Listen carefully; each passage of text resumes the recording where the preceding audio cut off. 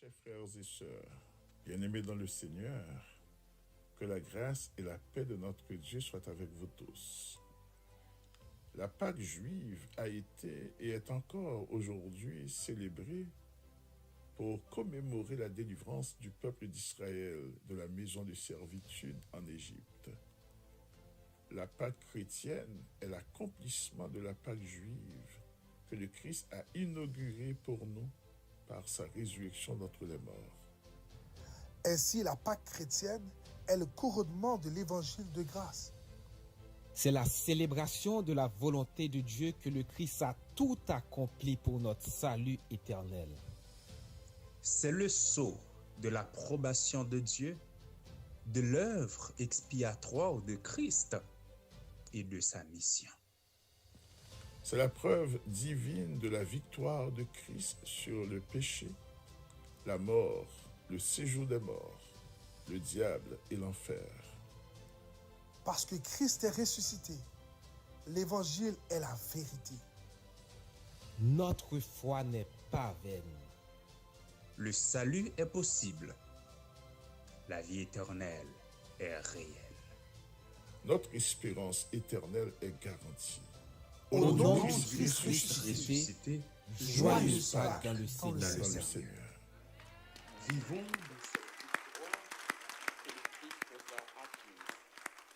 Attendons son avènement.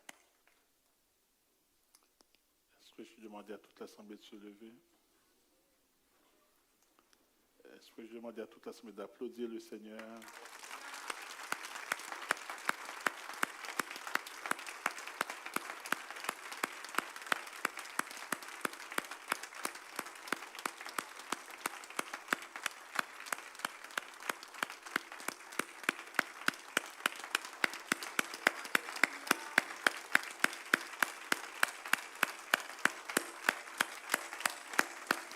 Christ est vivant. Christ est vivant. Il est ressuscité. Alléluia. Alléluia. Alléluia. Christ est vivant. Il est ressuscité. Il est ressuscité. Il est vivant. Alléluia. Alléluia. Alléluia. Alléluia. Alléluia. Christ est vivant. Il est vivant au siècle des siècles. Au siècle des siècles. Au siècle des siècles. Restez debout un instant. Nous avons demandé au Seigneur publiquement de nous faire vivre une Pâque qu'on n'a jamais vécue jusqu'à ce jour. Est-ce que Dieu a entendu nos prières? Ce matin, comme je m'étais couché, il était à peu près 4 heures du matin, quand mon épouse allait quitter, je l'ai réveillé pour venir à Pâques à l'Aube. Et puis après Pâques à l'Aube, j'ai reçu un appel, il dit, Pasteur, Dieu nous a exaucés. Il nous a fait vivre à Pâques à l'Aube ce qu'on n'a pas vécu. Est-ce que Dieu vous fait vivre ce qu'on n'a pas vécu encore jusqu'à présent? Est-ce qu'on peut applaudir le Seigneur maintenant pour vivre cela?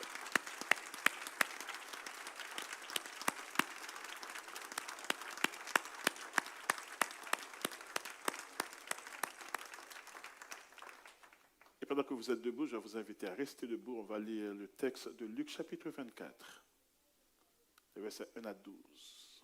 Luc 24, versets 1 à 12.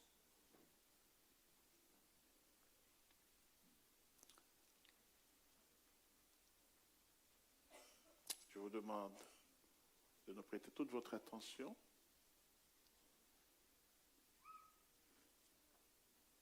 Pour que le Seigneur nous parle.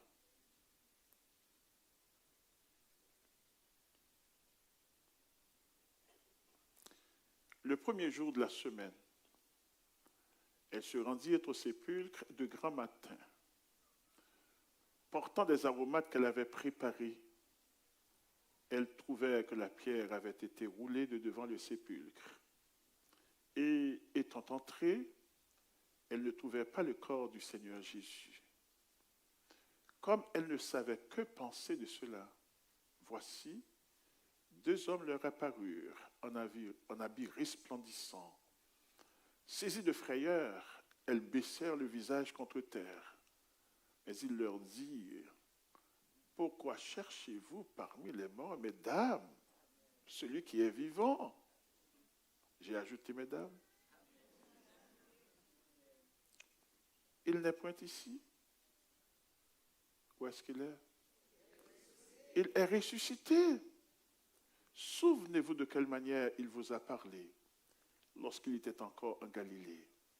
Et qu'il disait, il faut que le Fils de l'homme soit livré entre les mains des pécheurs, qu'il soit crucifié et qu'il ressuscite le troisième jour. Et elles se ressouvinrent des paroles de Jésus. À leur retour du sépulcre, elles annoncèrent toutes ces choses aux 11 et à tous les autres. Celles qui dirent ces choses aux apôtres étaient Marie de Magdala, Jeanne, Marie, mère de Jacques, et les autres qui étaient avec elle. Ils tinrent ces discours pour des rêveries, et ils ne crurent pas ces femmes. Mais Pierre se leva et courut au sépulcre. S'étant baissé, il ne vit que les linges qui étaient à terre. Puis il s'en alla chez lui, dans l'étonnement de ce qui était arrivé. Veuillez vous asseoir, que le Seigneur nous bénisse et qu'il nous bénisse par sa parole.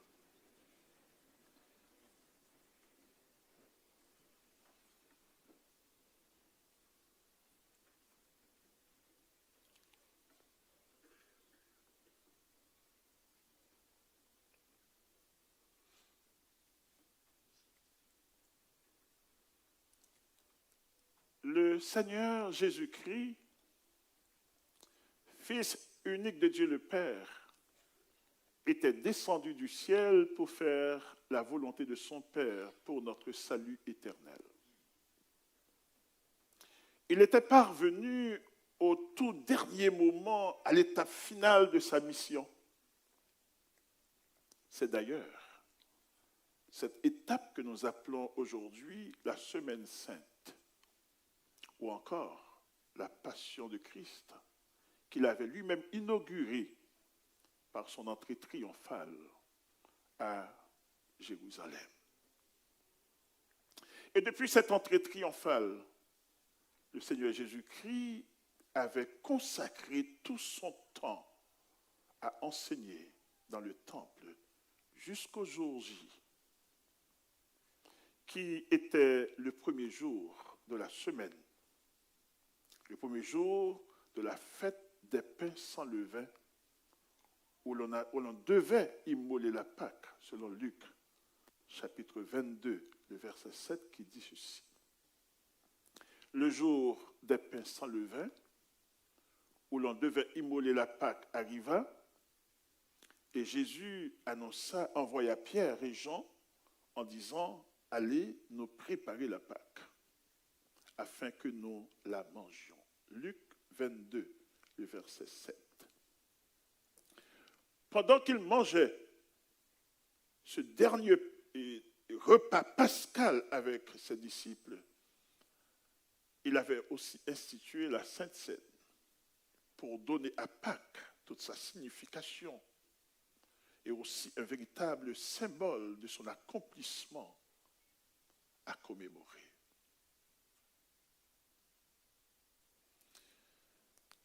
Car, disait-il, pour le pain et pour le vin, dans Luc 23, le verset 19, faites ceci. Faites ceci en mémoire de moi. Faites ceci en mémoire de moi. Il était en agonie à Gethsémani, où sa sueur coula, tomba à terre comme des grumeaux de sang. Alors, il fit avec insistance la prière de Luc, chapitre 22, le verset 42, qui dit ceci. Père, si tu voulais éloigner de moi cette coupe, toutefois, que ma volonté ne se fasse pas, mais la tienne. Chers frères et sœurs, ici le Seigneur nous donne à nous tous un exemple parfait de comment faire la volonté de Dieu. Dans cette prière, il nous donne un exemple parfait de comment faire la volonté de Dieu. Même quand la coupe est amère, j'espère que c'est affiché, même quand la coupe est amère, très amère, ce que nous voyons devant nous n'est pas du tout portable, la coupe n'est pas buvable, mais nous nous soumettons et nous acceptons la volonté de Dieu. L'exemple parfait que Christ nous donne de comment faire la volonté de Dieu. Est-ce que l'Église m'entend ce matin? Car, après cette prière dans laquelle il avait accepté de faire la volonté de son Père, malgré le jugement dans la coupe, le Seigneur Jésus-Christ a été, après cette prière, arrêté, traîné devant le Sanhédrin, qui était le conseil des chefs religieux, présidé alors par Caïphe, pour être ensuite injustement condamné, après avoir été frappé, raillé et humilié, quand même, je dis bien quand même, personne ne pouvait l'accuser d'aucun crime. Quand même, personne ne pouvait l'accuser d'aucun crime. Il a été raillé, humilié. Et même si le gouverneur romain Ponce Pilate, comme le roi Hérode, après l'avoir interrogé, ne l'avait trouvé coupable de rien, cependant, sous les pressions indues des Juifs, qui crièrent « Crucifie! Crucifie-le! Fais-le mourir et relâche-nous Barabbas !» Dans nos ténèbres, nous sommes totalement égalés. Dans notre ignorance, nous prenons des décisions qui nous tuent et pour l'éternité. On rejette le salut, on s'accroche aux choses qui ne nous donnent absolument rien. Sous les pressions indues des Juifs qui crièrent « Crucifie, crucifie-le, fais-le mourir et relâche-nous Barabbas », le gouverneur Pilate livra Jésus à leur volonté. Alors Jésus giflé, est-ce que l'Église m'entend? L'Église giflée, frappée de tous les coups, coup de poing, coup de pied, de tous les coups, raillé, injurié, humilié et traité comme un malfaiteur. Il a été crucifié entre deux brigands, l'un à sa droite et l'autre à sa gauche. Le Christ crucifié était dans cette fâcheuse position pendant 6 heures. Pendant 6 heures, dont les 3 dernières étaient marquées par les ténèbres qui couvraient toute la terre.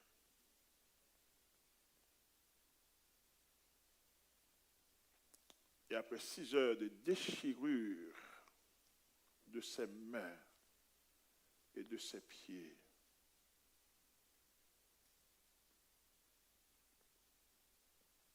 par des clous qui le retenaient attaché sur la croix, il expira en prononçant ces 2 dernières paroles. Sa 6e, qui était sa déclaration de complétion de sa mission, son cri de mission accomplie. Dans l'évangile de Jean, chapitre 19, le verset 30, quand Jésus eut pris le vinaigre, il dit « Tout est accompli. Tout est accompli. » absolument tout ce qu'il faut pour le salut de l'humanité, tout ce qu'il faut pour rencontrer la justice de Dieu, tout ce qu'il faut pour que le péché soit vaincu, tout est accompli. Absolument tout. Sa 6e parole. Puis sa 7e et dernière parole qui était sa prière. Sa prière de consécration et de soumission à son Père. Selon Luc chapitre 23, le verset 46, qui dit « Père, je remets mon esprit entre tes mains. » Et en disant ces paroles, il expira.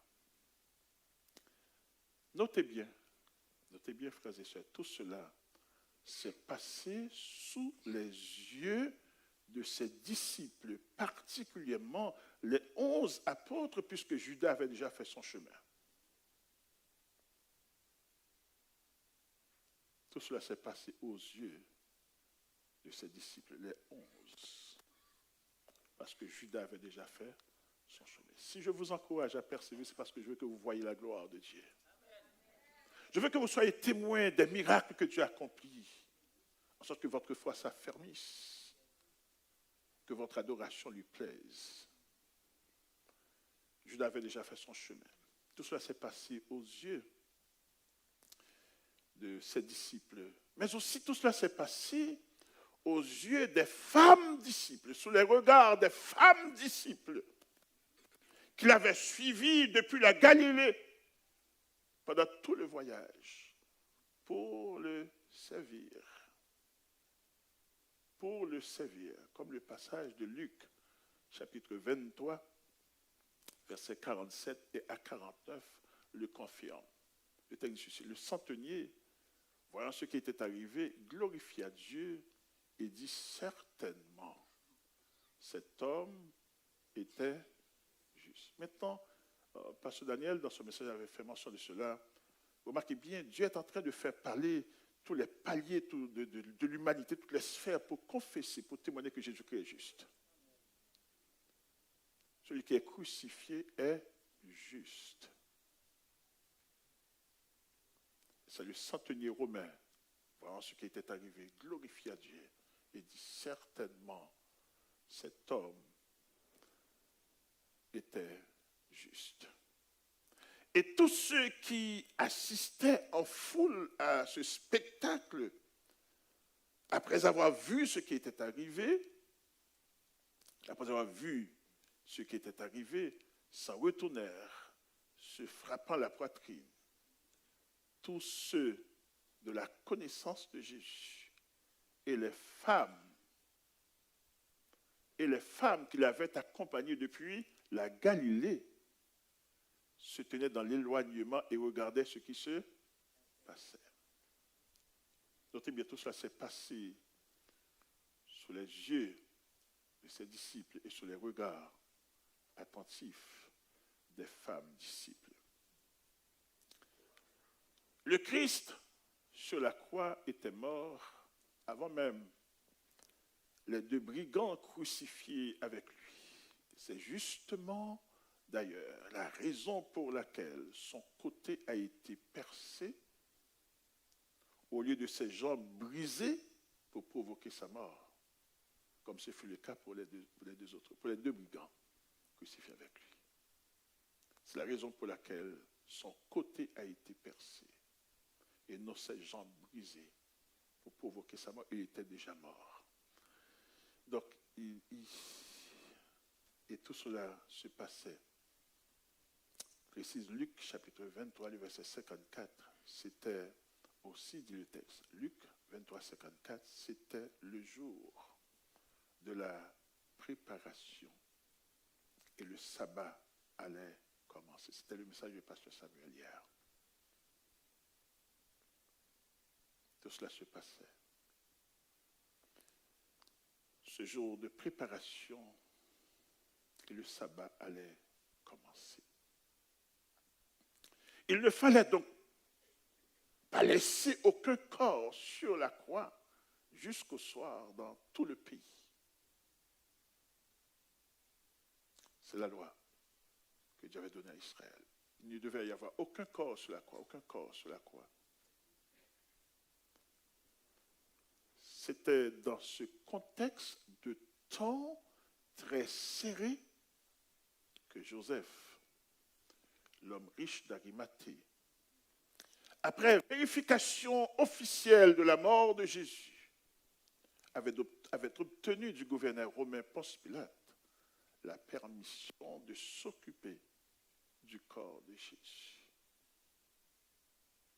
Et c'est ce Joseph d'Arimathée, aidé de son collègue Nicodème, tous les deux docteurs de la loi et membres du Sanhédrin, mais aussi disciples de Jésus-Christ, disciples secrets de Christ.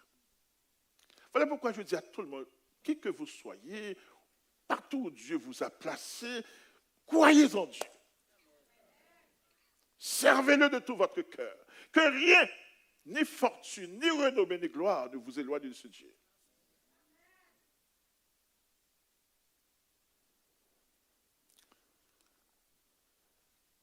Dans ce contexte de temps très serré,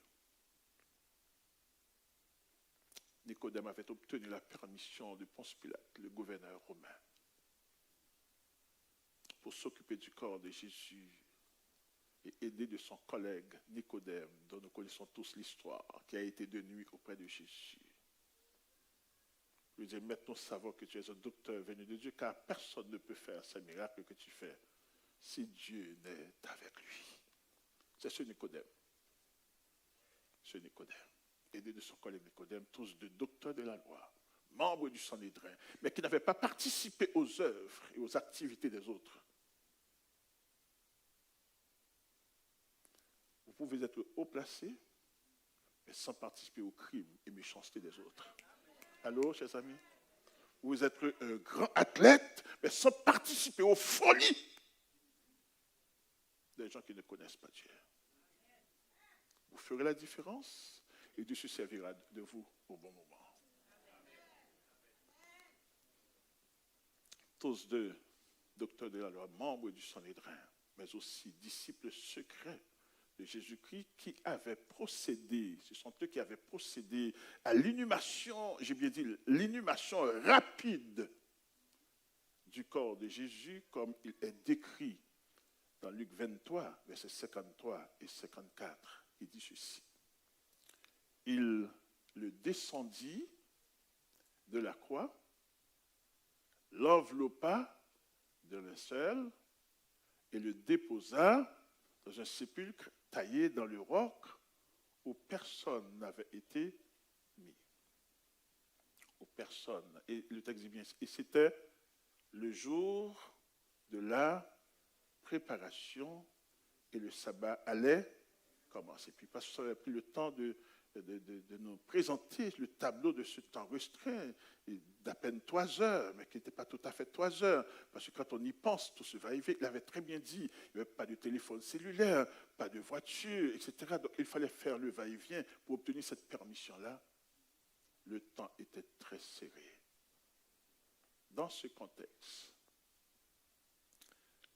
les femmes disciples qui avaient observé de près le processus de la mise au tombeau du corps de Jésus, ne pouvant dans la circonstance ajouter leur touche comme elles l'auraient souhaité, comme elles le souhaitaient,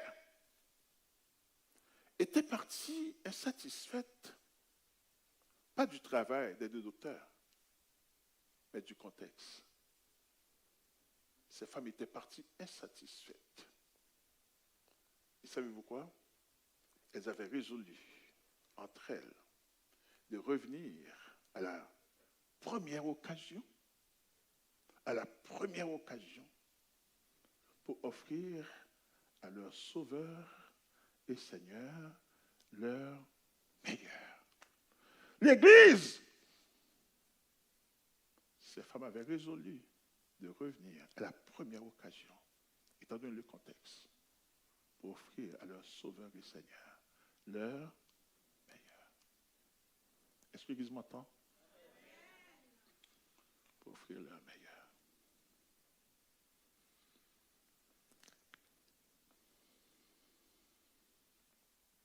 C'est justement ce que révèle le passage de Luc, chapitre 23, versets 55 et 56, qui dit ceci. Les femmes qui étaient venues de la Galilée avec Jésus accompagnèrent Joseph, virent le sépulcre, et elles virent aussi la manière dont le corps de Jésus y fut déposé. Verset 57, et s'en étant retournées, qu'est-ce qu'elles firent? Elles préparèrent des aromates et des parfums, puis elles se reposèrent le jour du sabbat selon la loi. Selon la loi. Chers frères et sœurs, bien-aimés dans le Seigneur, encore d'autres leçons importantes de la vie chrétienne de tirer de ce récit. Première leçon. Je pense que cette leçon sera affichée. Je vais le lire pour vous. Tout enfant de Dieu, comme ce groupe de femmes qui agit dans le but d'offrir au Seigneur son meilleur, fait toujours plus qu'il planifie. Je reprends parce que c'est à votre portée. Tout enfant de Dieu, comme ce groupe de femmes qui agit dans le but d'offrir au Seigneur son meilleur, fait toujours beaucoup plus qu'il planifie. Toujours beaucoup plus qu'il planifie.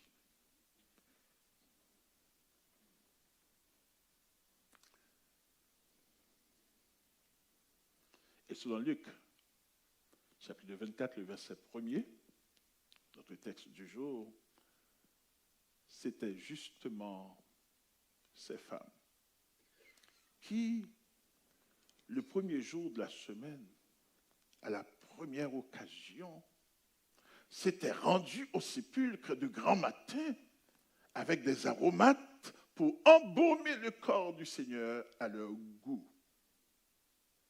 À leur goût. C'était ces femmes. Deuxième leçon importante à retenir. Toutes les fois que vous et moi, nous nous sommes engagés et déplacés pour offrir notre meilleur au Seigneur, nous sommes toujours surpris par la réponse du Seigneur, de la révélation de sa gloire. Toujours surpris, parce que tu vois, Dieu honore quand tu lui offres ton meilleur. Et pour t'honorer, il te surprend toujours. Et ceux qui n'ont pas compris cela ratent de grandes bénédictions et de grandes révélations de la gloire de Dieu. Malheureusement, vous pensez qu'il faut courir après vous. Vous perdez votre temps. Vous perdez votre temps.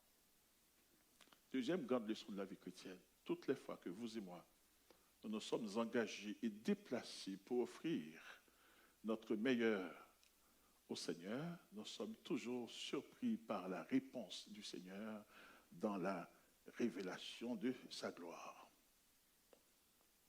Vous voulez des preuves?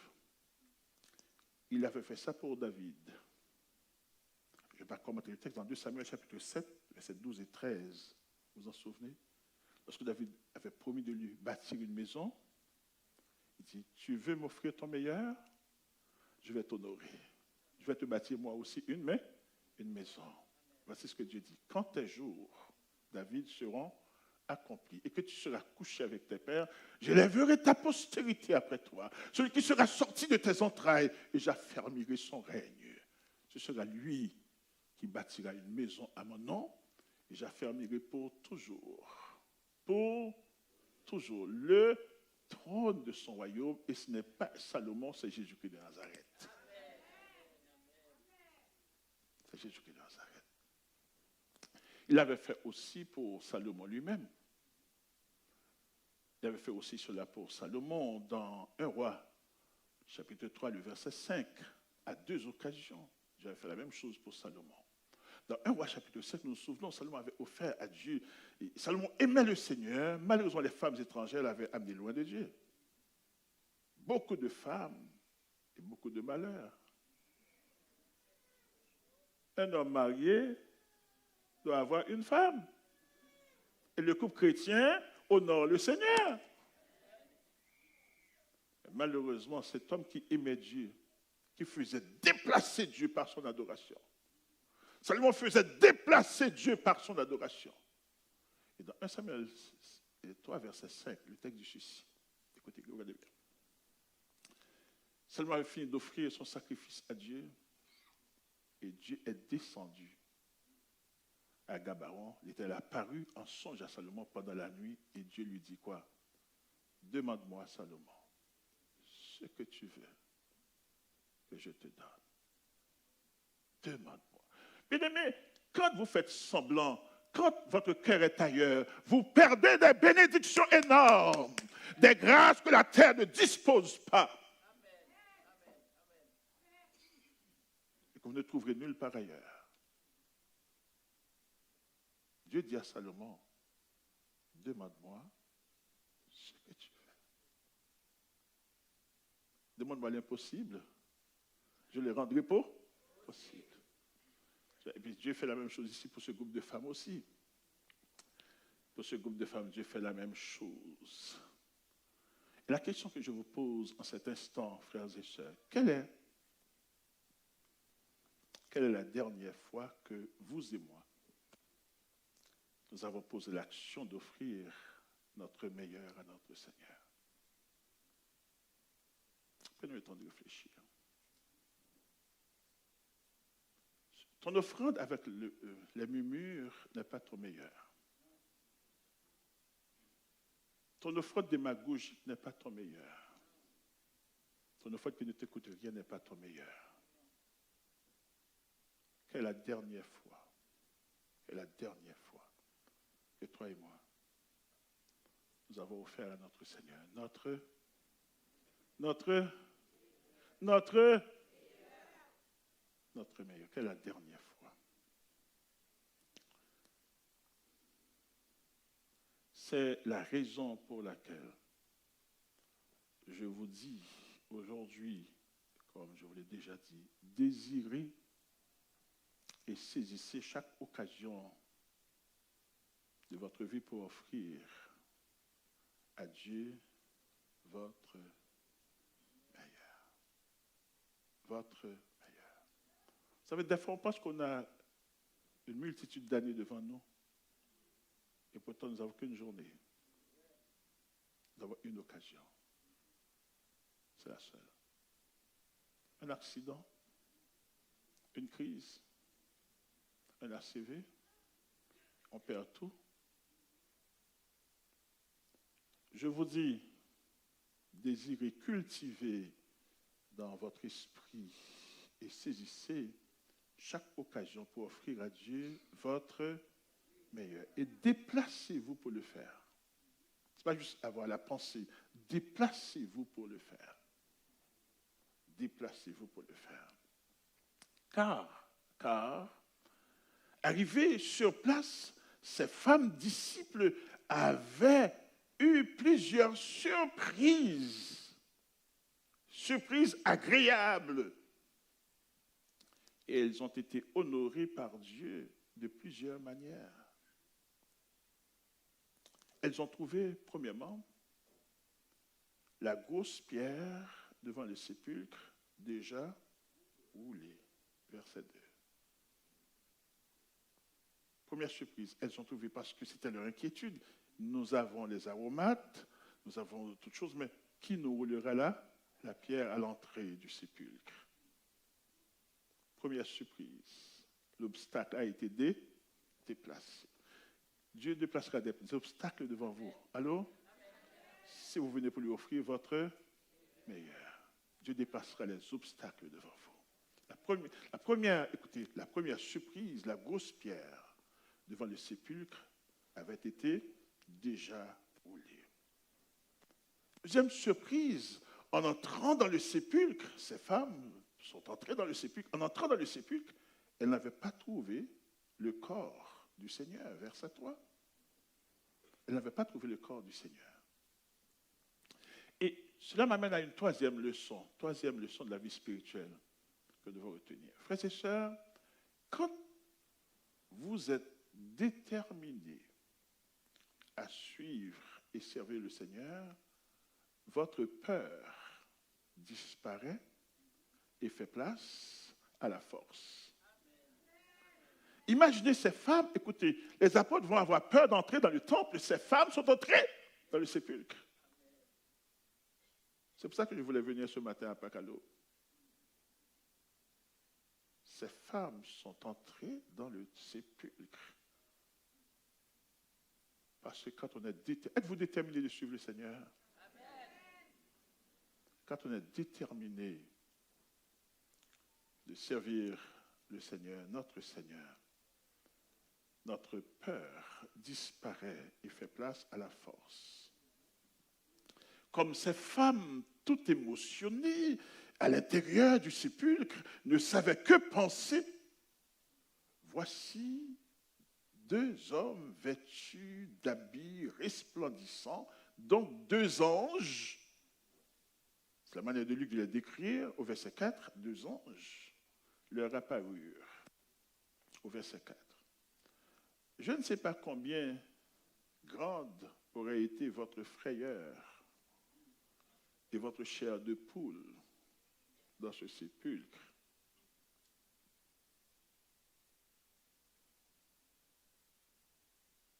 Je ne sais pas combien grand aurait été votre tremblement de tous vos membres. Le verset 4 nous dit, saisis de frayeur, ces femmes baissèrent le visage contre terre. Alors, les 2 anges communiquèrent à ces femmes le puissant et glorieux message en 3 points. Le puissant et glorieux message en 3 points. Le premier point, pourquoi cherchez-vous parmi les morts? Mesdames, pourquoi cherchez-vous parmi les morts celui qui est vivant? On ne cherche pas le vivant parmi les morts, on cherche le vivant parmi les vivants.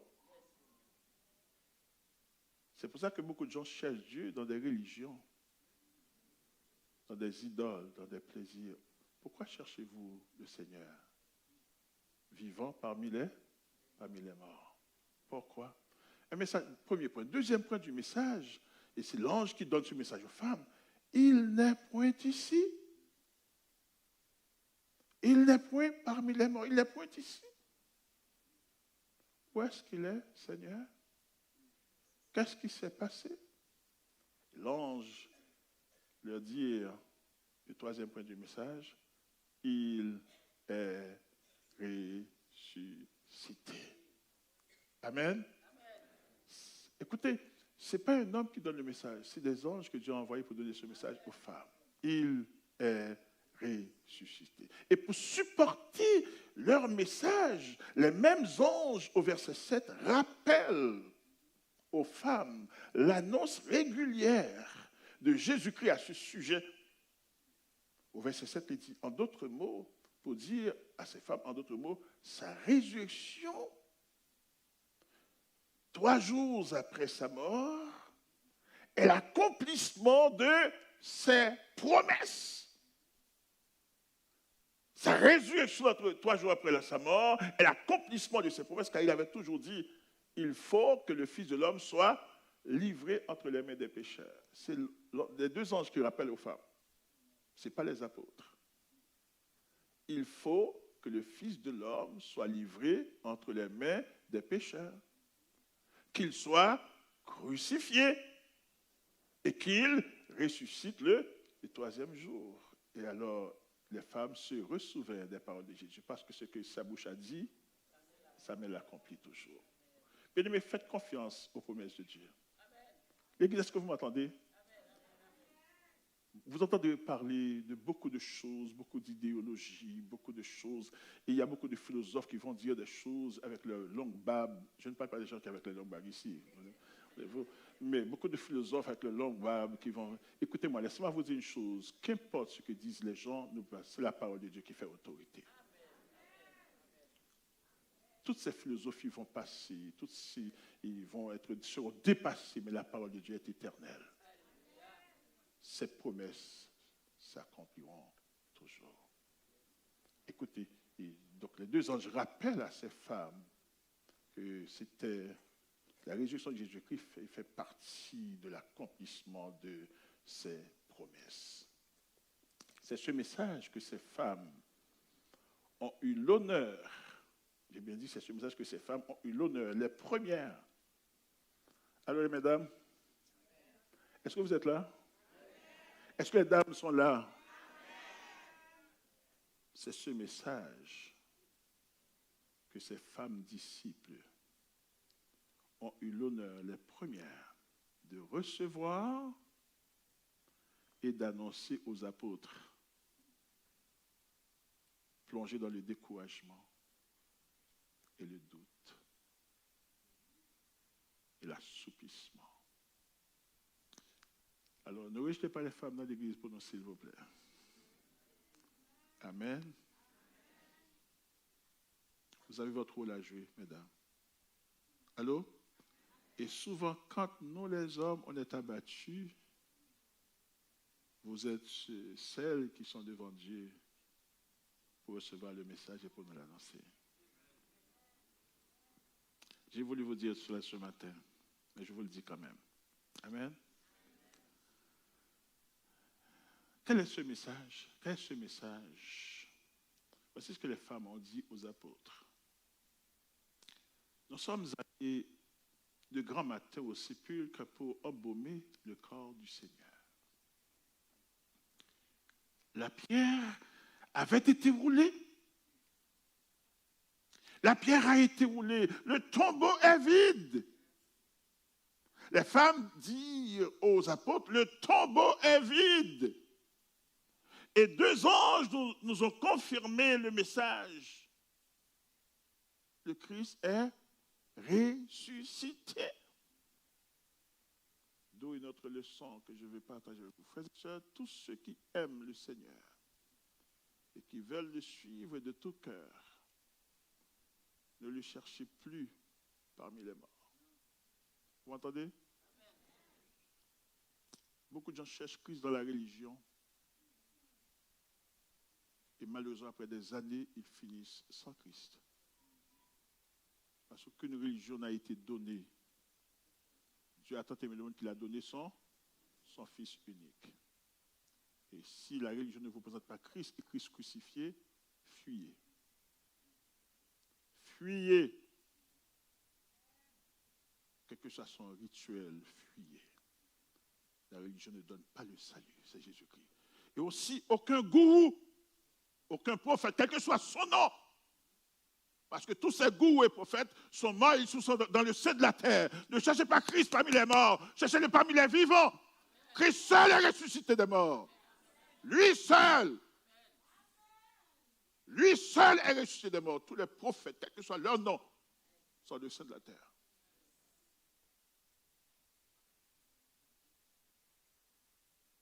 Pourquoi cherchez-vous parmi les morts celui qui est vivant? Il n'est point ici. Il est ressuscité.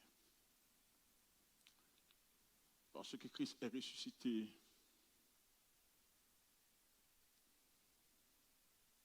parce que Christ est la résurrection et la vie, quiconque vit et croit en lui ne mourra jamais. Est-ce que vous croyez cela? Donc vous devez croire en lui.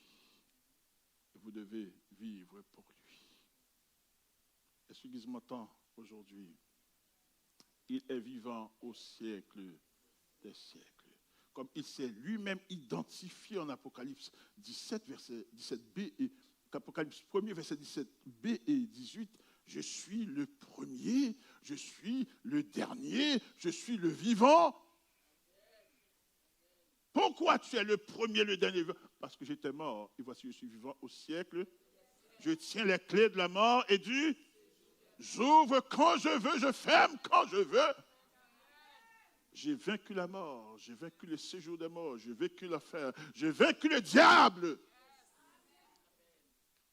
Je suis le premier et le dernier et le vivant.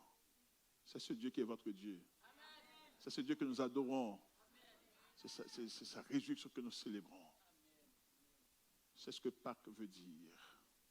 Certainement, je termine ce message en vous disant ceci. Mais qu'est-ce que ça fait que Christ soit ressuscité des morts? Qu'est-ce que ça fait? Que Christ a vaincu la mort, qu'est-ce que ça fait? Il a vaincu le péché, qu'est-ce que ça fait? Il a vaincu le diable. Même si le diable bat sa queue, mais il est vaincu. Qu'est-ce que ça fait? Je dirais 4 choses en particulier. La première chose, parce que Christ est vivant, il est ressuscité, l'évangile est la vérité. Allô, bien-aimés? Donc, le fait d'accepter l'évangile, ce n'est pas une illusion.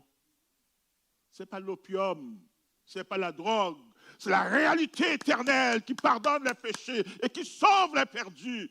L'évangile est la réalité. L'évangile, c'est la puissance de Dieu pour le salut de quiconque croit. Qu'est-ce que ça fait? Deuxième message, notre foi n'est pas vaine. Le fait de croire en Jésus-Christ, je ne suis pas égaré, je ne suis pas nono, je ne me fais pas abuser, mais écoutez, je crois dans un Dieu tout-puissant qui me donne le pardon de mes péchés, qui me garantit la vie éternelle, qui est allé me préparer une place, qui reviendra me chercher pour me prendre avec lui pour l'éternité, pour la félicité. Ma foi n'est pas vaine. Qu'est-ce que ça fait que Christ est ressuscité? Troisième chose, le salut est possible pour n'importe qui croit. Car Dieu ne fait exception de personne. Dieu ne regarde pas votre richesse, ni votre famille, ni votre nationalité, ni la couleur de notre peau. Mais Dieu ne fait exception de tout ce qu'il nous demande, c'est de croire en lui. Amen. Il demande cela à tout le monde, et juifs et païens, tout le monde.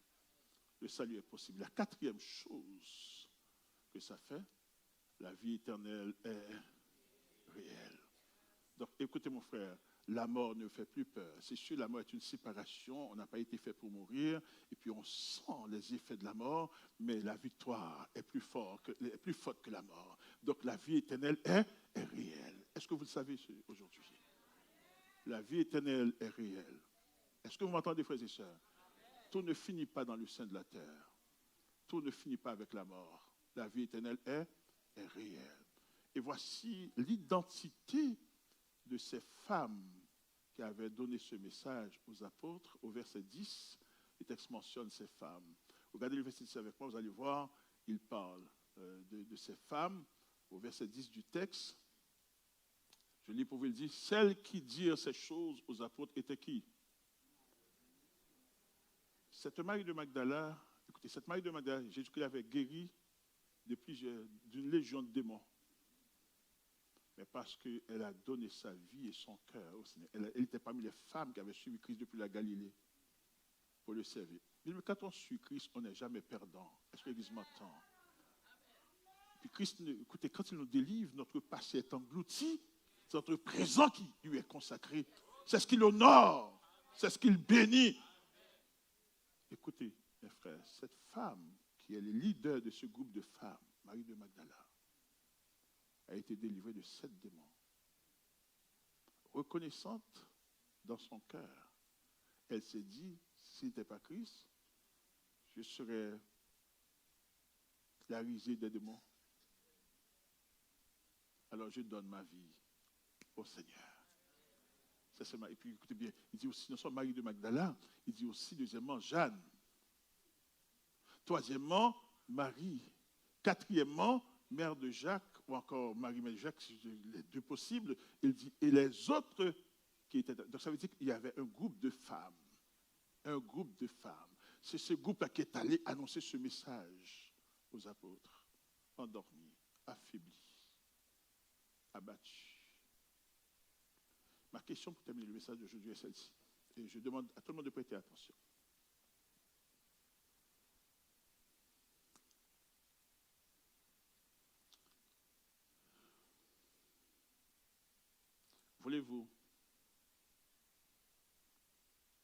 Voulez-vous croire à ce message?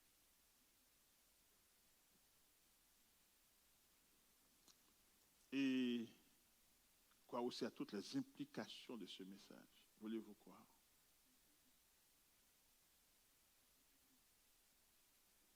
Voulez-vous croire ce message? Que ces femmes ont annoncé aux apôtres, mais qui étaient conformes à ce que Christ avait toujours déjà prédit. Voulez-vous croire à ce message? Et toutes ces implications, ce que cela fait, le fait que écoutez, l'évangile est la vérité, écoutez, notre foi n'est pas vaine, le salut est possible, la vie éternelle est réelle. Voulez-vous croire à ce message? Ou encore, voulez-vous persister dans votre incrédulité avec toutes ses conséquences?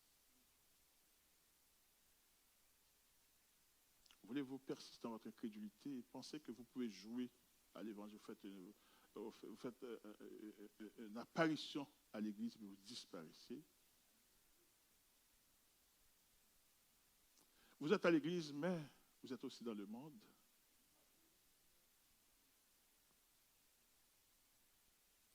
Je crois, mais il y a des domaines que je ne vais pas le donner à Dieu, c'est mon domaine à moi.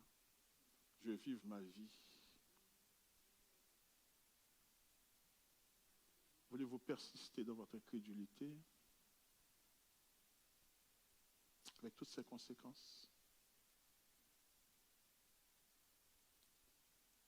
J'aurais aimé vous laisser partir avec cette question-là pour que vous soyez tourmentés par le Saint-Esprit. Et si vous avez compris avec vous en cette journée de Pâques pour une résurrection au niveau de votre vie, au niveau de vos sentiments, au niveau de votre corps, une résurrection. Si vous l'avez compris avec vous, venez tout de suite maintenant. Soyez ressuscités en Christ. Soyez ressuscités en Christ. Si vous croyez, déplacez-vous maintenant. Laissez-nous prier avec vous. Pour une résurrection de votre foi, de votre vie.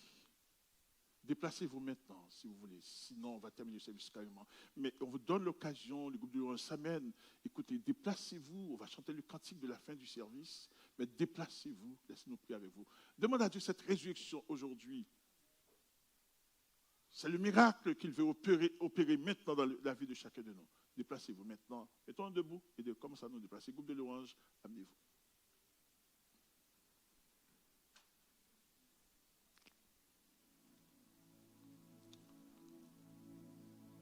Je ne connais pas les détails de votre vie. Je ne suis pas dans votre privé. Mais le Saint-Esprit vous connaît. Il s'adresse à vous. Il veut opérer ce miracle en vous aujourd'hui. Il vous fait vivre cette résurrection. Voulez-vous partir avec cette résurrection pour être une nouvelle créature et vivre comme Lazare, une nouvelle vie? Une vie qui bénit les gens, qui inspire la crainte de Dieu. Nous avions terminé ce service en priant avec vous et en priant pour vous. Mais on va chanter le cantique et à vous de choisir. Chantons ensemble à toi la gloire au ressuscité.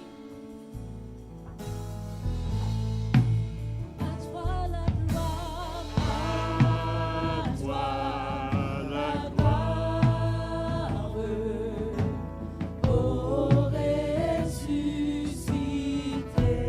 À toi la victoire, à toi la victoire.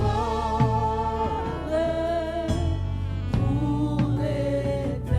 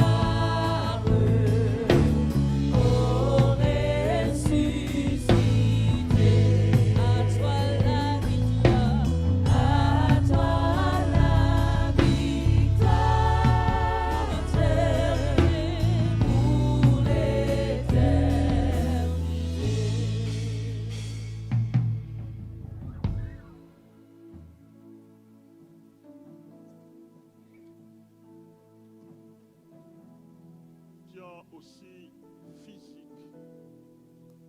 Une résurrection au niveau de votre cœur personnel, de votre cœur. Nous voulons prier avec vous pour cette résurrection aujourd'hui, pour que vous repartiez avec toutes ces implications de la foi en Jésus-Christ, le divin ressuscité. Je vous dis, ne partez pas sans cela parce que la nuit vous attend dehors. La nuit vous attend dehors. Et cette résurrection fera de vous une nouvelle créature, un nouvel Joseph, une nouvelle Marie, une nouvelle Denise, un nouveau Jacques, un nouveau Fritz. Voulez-vous? On veut terminer le service avec vous pour une prière de résurrection. Déplacez-vous. C'est le deuxième couplet du chant. Déplacez-vous, laissez-nous prier avec vous.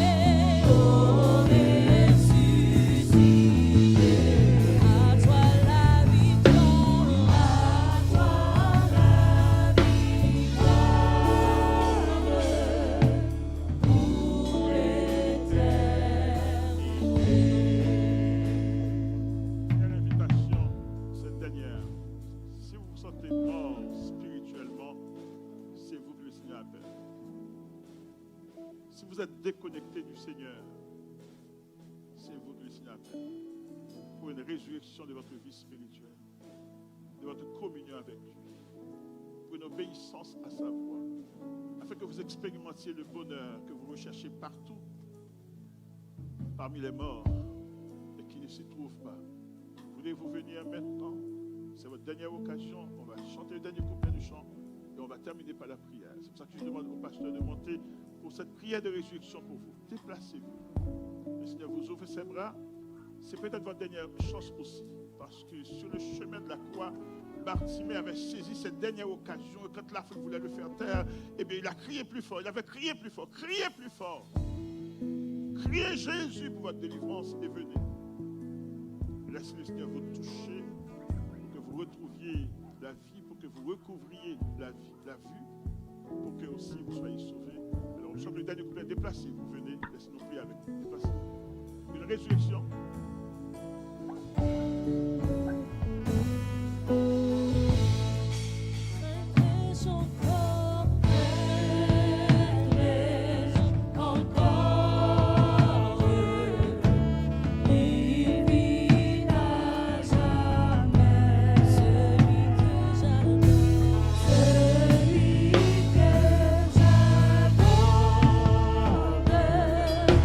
Le prince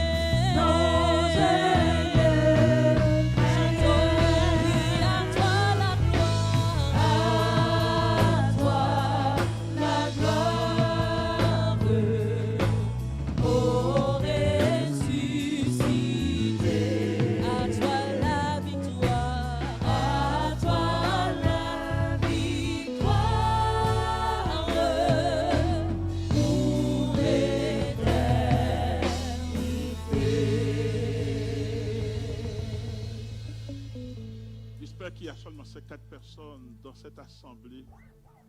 Ces 5 personnes. J'espère qu'il y a ces 5 personnes de cette assemblée qui ont besoin d'une résurrection dans leur âme. Voilà. Si ce n'est pas le cas, vous allez rater une occasion spéciale et peut-être la toute dernière de votre vie. Je ne le souhaite pas pour personne. Oui, le Seigneur est au milieu de nous. Il veut opérer ce miracle de résurrection de votre vie. Venez, il y a place pour vous. Venez. Venez, le Seigneur vous attend. Venez.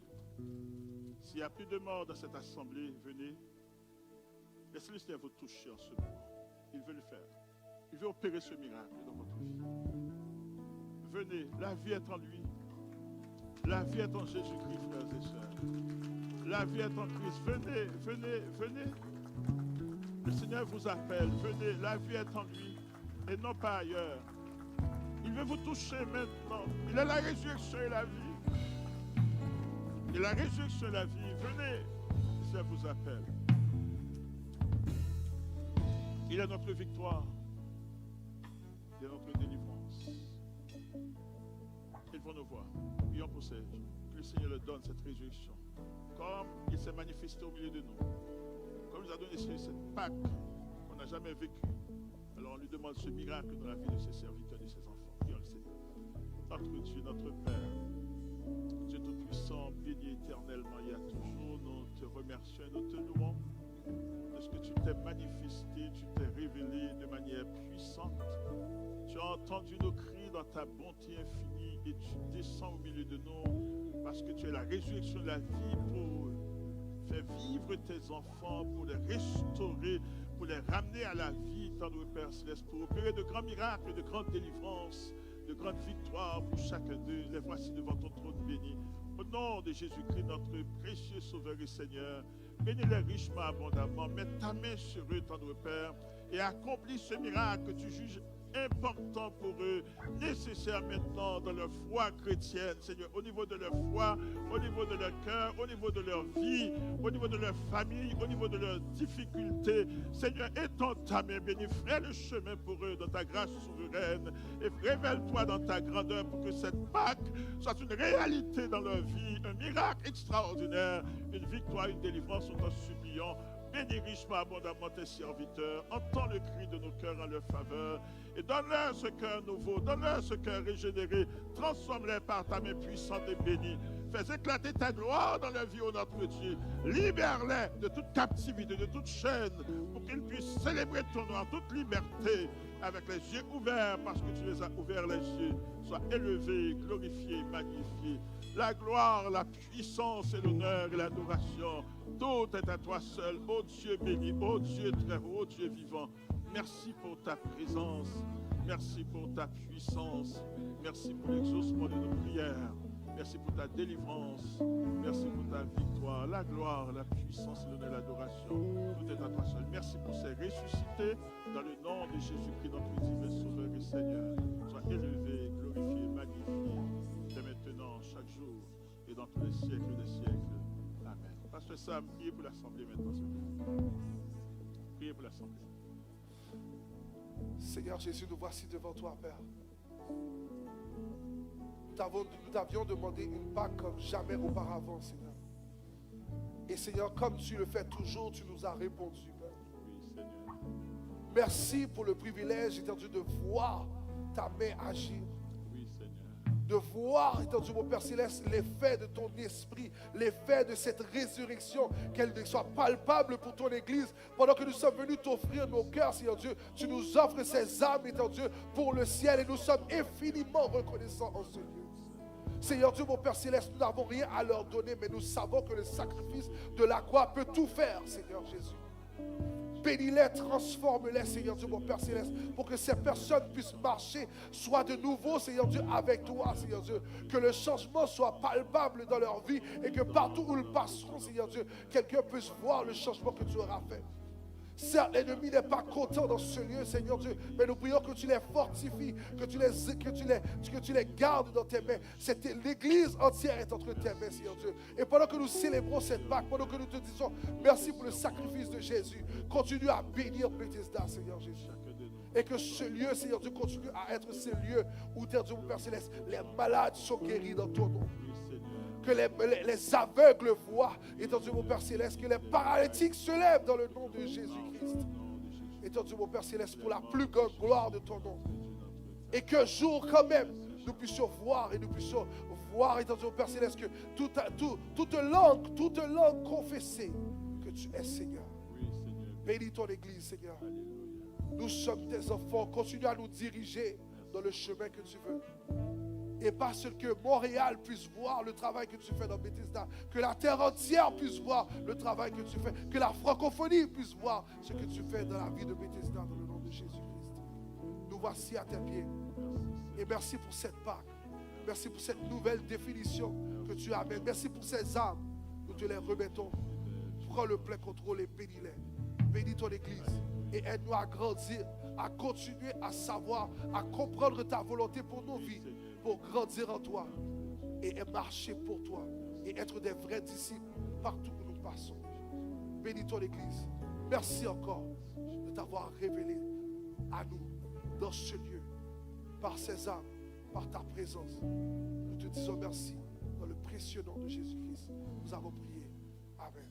Est-ce qu'on peut crier Alléluia? Alléluia. Est-ce qu'on peut crier Alléluia?